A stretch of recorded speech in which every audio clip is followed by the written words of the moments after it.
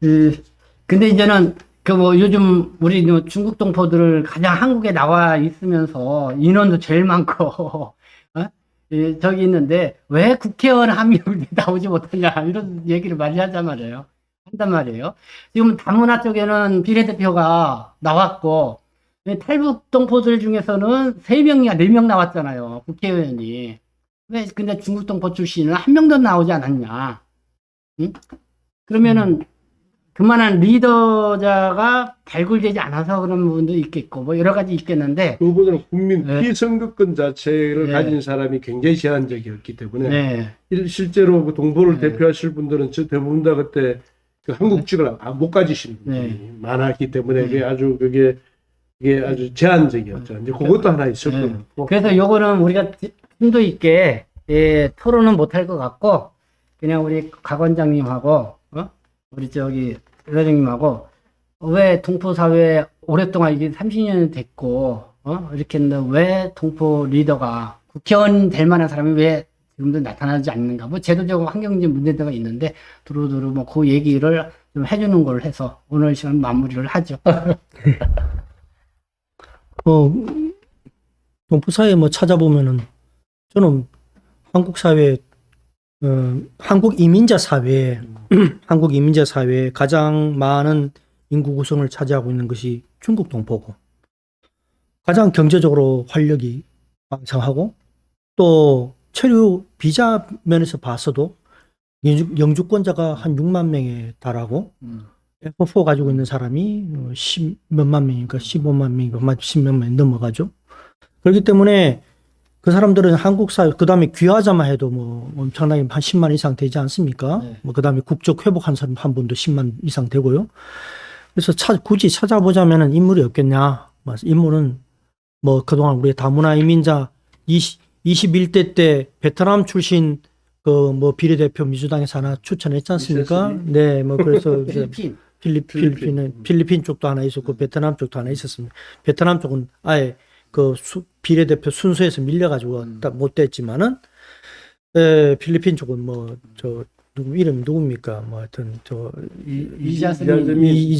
이자스민 이렇게 됐는데 그만한 인물 우리 저 한국에 돌아있는 우리 동포 특히 우리 중국 동포 사회에 찾으면은 저는 안 찾아서 그렇지 너무 많다. 너무 많아서. 너무 많다. 그런 저 사람 인물이 없다는 건 저는 아닌 것 같다. 그러면은 한국 사회에서 동포 국내 체류하는 동포 그 중에서도 비례 50만 명, 60만 명을 넘어가고 거의 뭐 귀화자까지 포함하면 100만 명 정도가 되는 우리가 볼 때는 중국 동포들을 대표할 수 있는 비례대표 의원 한 명 정도는 해야지 않냐 하는 그 마음, 그 포용성 부족하다, 없다. 근데 현실적으로 우리 동포들의 어떤 그런 이런 애로사항을 해결하기 위해서 열심히 뛰거나 뭐 이런 사람이 있어야 되잖아요. 그렇죠. 네? 지금 현재 실질적으로 우리가 아까 여러 가지 얘기했잖아요. 뭐 건강권 얘기도 문제도 했고 네. 여러 가지 얘기했습니다만 가장 좋은 방법은 우리 그 이사장님 말씀하셨다시피 우리 동포를 대변해서 입법부에서 국회에서 일을 해줄 수 있는 그러니까 자기 일로 생각하고 그 사람이 한 사람이 있어야 돼요. 그것이 가장 빠른 방법입니다. 예. 그러게요. 가장 빠른 방법인데 이 일을 위해서 아직 뭐 우리 그 정치권이 좀 열려져 있는 마음이 좀 열려져 있지 않은 것 같고 그다음에 우리 이것을 만들기 위해서 우리 동포 사회가 하나가 되어 있는 것 같지는 않은 것 같다. 어느 한 사람이 먼저 조금 앞서고 나가는 것 같으면은 뭐 배가 아파서 뒤에서 잡아 당기고 발목 잡게 하는 성향을 좀 봐왔다 제가 볼 때는. 그래서 이제는 이것이 뭐 어느 한 사람의 뭐 입신양면의 문제가 아니라 우리 전체 동포 사회가 진짜 어려운 문제를 해결하기 위해서 그것을 대변할 수 있는 사람을 우리가 앞세우긴 그런 마음으로 좀 선거권이 있는 사람들이 좀 더 똘똘 뭉쳐서 유권자로서 역할을 좀 해주고 지도자를 좀 내주고 그런 사람이 국회나 아니면 지역의 시의원이나 뭐 구청장이나 뭐 구의원이나 이로 해서 좀 진출할 수 있도록 지역사회에서 조금 우리 동포들도 유권자들이 힘을 좀 모아줄 때가 되지 않았나. 그런 모임을 보여주면은 정치권도 조금 더 마음이 움직이지 않을까. 구체적으로 별 생각을 안 해봤는데 지금 얘기를 들으면서 이런 생각이 들었어요. 그러니까는 필리핀이나 이제 베트남 같은 데서는 그냥 얼마 안 되는 사람을 갖다가 찍어가지고 비례대표제를 했고, 그랬기 때문에 그 사람들이 똑똑하고 안 똑똑할 떠나서 그렇고, 우리 동포들 같은 경우는 상당히 많은데, 저도 그 원장님하고 우리 초창기에 동포가 하나 되자를 참 많이 노력을 했지 않습니까? 여러 단체들을 모으고 단체장들하고 대화를 하고 했는데, 결국은 못했어요. 결국은 하나가 되지를 못했습니다.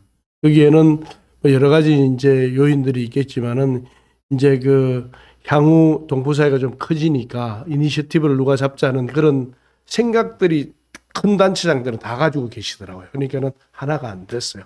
그래서 이런 방법을 뭐 지금 갑자기 뭐 하나 되자 이래가지고 될 거 아니고 제 생각에는 방금 생각이 난 거는 우리 예를 들어서 뭐 구로구나 아니면은 뭐 안산이나 어디 우리 많이 동포들이 많이 사는데 한 사람을 전략적으로 시의원을 만들자, 구의원을 만들자 해서 집중적으로 거기서 좀 이주도 하고 그래서 구의원을 한 명을 세우는 거야. 세우고 그렇게 해서 하나의 그 작지만은 큰 발자국이 되는 거지. 우리 동포들도 이제 정치권으로 이제 들어가고 그렇게 하면은 나도 모르게 진짜의 어떤 동포들을 위한 어떤 사람들이 나타나지 않겠느냐. 지금은 뭐 서로를 하기 위해서 어쩌고저쩌고 했지만은 결국 정반합으로 우리 동포들의 이런 어려움들을 내가 한 몸 바쳐서 하겠다는 사람들이 왜 없겠어요? 항일 투사의 우리 그거의 저 후손들인데 우리 동포들이 진취적인 사고를 가진 동포들인데 가능하다고 생각합니다. 우리 중국 동포의 이런 현안 문제에 고민하고 어떤 민족심도 발휘하면서 한국에 뭔가 그런 리더를 양성할 수 있을 만한 우리 중국 동포 장치의 역량이 지금 어느 쪽이 보세요? 뭐 인물들은 찾으면 많아요. 네. 제가 그 20년 전에 그때부터 그때 유학생들 중에서도 그 단체들이 있었잖아요. 제 조카도 그때 그거에서 일했었는데 그 지금 보면 감당할 수 있는 인물들은 많아요.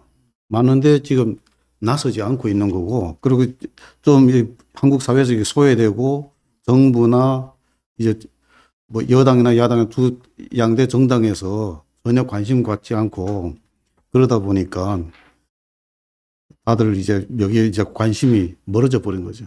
그러니까 각자 그냥 자기 하는 일, 주변 일, 거기에만 있는 그런 상황이에요, 제가. 그러니까 이게 물론 정부나 이 양대 정당에서도 변화가 있어야 되겠지만 제가 볼 때는 첫째는 우리 동포 사회에서 먼저 변화가 일어나야 돼요.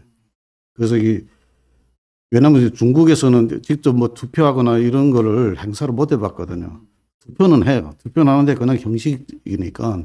그러다 보니까 일반인들은 좀 여기에 대해 가지고 인식이 좀 부족한 면들도 있어요. 그러다 보니까 국적 취득하고 해도 내 이 선거권이 얼마나 소중하고 귀중한 건지를 인식 못하는 분들도 많고 그러다 보니까 이런 면에 대해서는 좀 선도하고 그 교육이라든가 뭐 그런 것도 좀 필요해요. 이런 우리 방송이나 매스컴 같은 데서도 이게 돼 가지고 여러 가지 좀 그런 지식이라든가 이런 정보 같은 것도 좀 전파 많이 좀 해주시고 해가지고 일단 동포 사회에서 인식의 변화가 일어나야 된다 생각해요. 그리고 우리 스스로 하늘도 스스로 돕는 자를 돕는다고 했잖아요.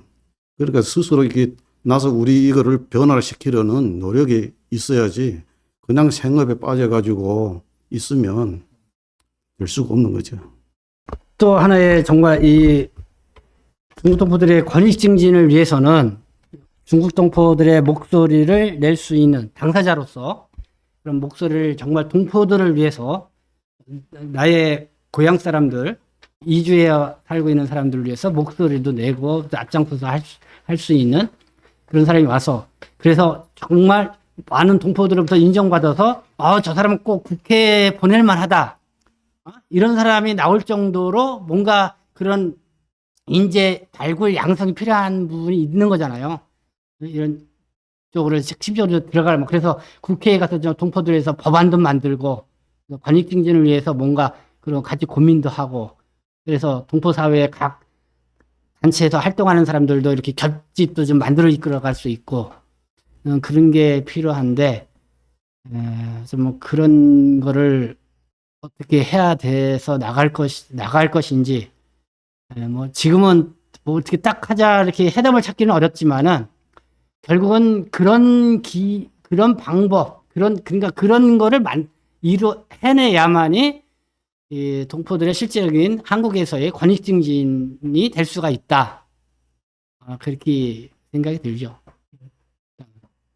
먼 길이지만은 예. 그러나 먼 길이라고 해서 안 가서는 안 되죠. 예, 먼 길이라도 갈 길은 가야 된다. 그래서 물론 뭐 우리가 아무리 힘이 들고 할지라도 결국은 동포들이 여기서 또 지금보다는 더 나은 여건을 살기 위해서는 동포단체 이 방송을 시청하는 동포들이나 또 우리 애청자 또 우리 국민들께서도 이런 문제에 대해서 관심을 가지고 좀 더 도와주시고 사회적 약자, 정치 사회적 약자 아닙니까? 약자들이 특히 특별한 사회적 약자죠. 정치 사회적.